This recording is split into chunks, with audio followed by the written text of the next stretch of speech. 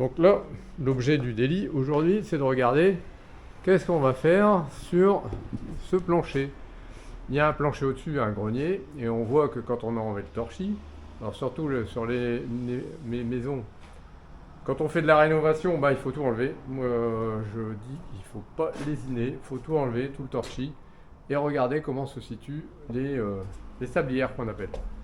Donc on voit bien ici qu'il y a eu des infiltrations. Et donc, on a les bastins qui étaient soutenus par la sablière qui a pourri. Et donc, du coup, on va pas on va pas remettre du parquet au-dessus ou de l'OSB sans rectifier cela.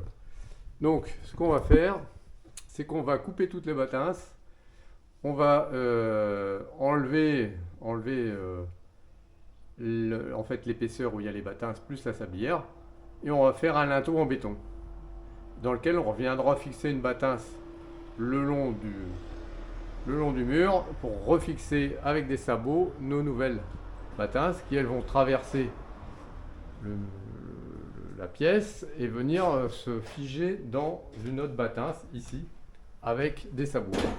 Ici par exemple, d'où l'intérêt de faire tomber on avait un beau nid de guêpes, je pense. Bon, il n'y a plus de vie, hein, il était abandonné, mais c'était aussi à faire. Donc, on a fait tomber le torchis, on a séparé les lattes du torchis. Alors, les lattes, on les a achetées par la fenêtre. Voilà, les lattes sont là, on les brûlera, parce que ça, c'est du petit bois, ça brûle bien.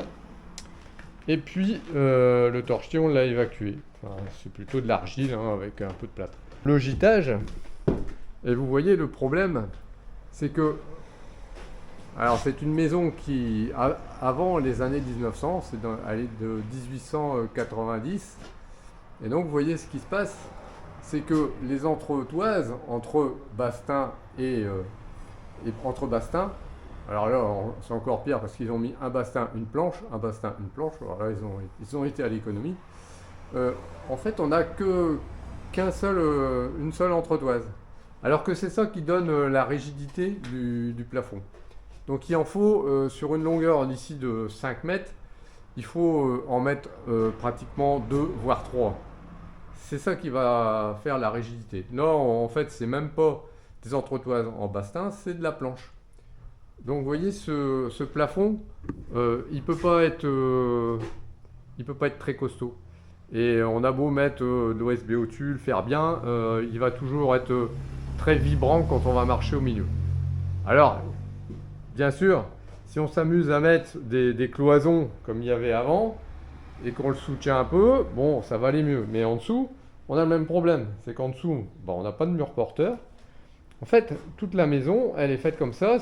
On a des poutres qui vont d'un côté à de l'autre des murs qui suivent en fait la route, hein. Qui sont parallèles à la route, et on a un gîtage une battance qui va d'un côté et de l'autre. Et donc tout ce qui est au milieu, ça sert à rien, on peut l'enlever, vous voyez. Mais pour faire ça, il faut s'assurer que les battances fassent toute la longueur, donc c'est ce qu'on a fait, on a fait tomber tout le truc. Et par contre, on s'est aperçu quand même qu'il y a des endroits où il y avait l'escalier, par exemple. Ici, le bout de bois là, que vous voyez en travers, c'est lui qui tient les poutres, là. Et donc ça, il va falloir le refaire de toute façon, parce que si j'enlève les supports ici qui servaient de cloison pour la cage d'escalier, si j'enlève ça, là, ça va tomber. Parce qu'en fait, ce qui s'est passé, c'est que si on avait voulu, s'ils avaient fait bien les anciens, ils auraient mis là une battance qui allait de là jusqu'au mur là-bas, fixé dans le mur. Et donc là, on aurait pu remettre tout le gîtage dans cette battance-là, et puis on aurait quand même eu quelque chose qui tenait si on enlevait cette partie-là. Sauf qu'ils n'ont pas fait ça, ils se sont appuyés sur ces chevrons-là. Bon, c'est pas le grand art, mais bon, ça a fait son office. Mais c'est pas comme ça qu'il faut travailler. Donc quand on travaille, ce qu'il faut, c'est bien faire. Il faut bien faire, il faut penser aux gens qui viendront après vous, que ce soit vos enfants ou d'autres, et bien faire les choses. Donc, vaut mieux passer un peu plus de temps, mettre un petit peu plus d'argent, mais faire les choses correctement. Et en plus, on est content de son travail. Donc vous allez voir le premier gros chantier qu'on va attaquer, hormis la démolition du torchis. Donc ça, j'ai fait une petite vidéo, je ne sais pas si vous l'avez vu, avec mon outil spécialisé pour faire tomber le torchis. Mais là, ça va être reprendre cette partie-là de sablière qui supporte toutes les batinces, qui a pris l'eau, qui a un peu pourri. Et donc, on ne peut pas remettre des batinces nouvelles et refaire un plancher sur cette chose.